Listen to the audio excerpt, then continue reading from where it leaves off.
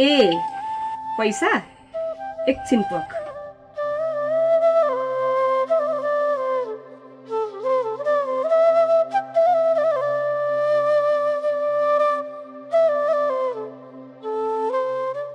मैले अरूले मागे भन्दा अलि बढी नै दिने बानी छ मेरो।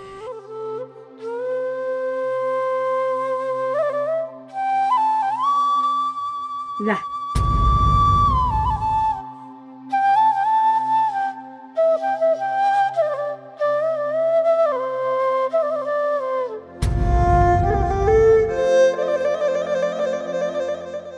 मैले त हजुरलाई 200 रुपैयाँ भनेको थिएँ काकी, तर हजुरले 100 रुपैयाँ मात्र दिनुभयो।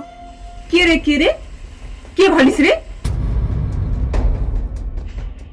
तेरो काम हेरे त तैँले 50 रुपैयाँ मात्रै पाउनु पर्ने हो, तर मैले 100 रुपैयाँ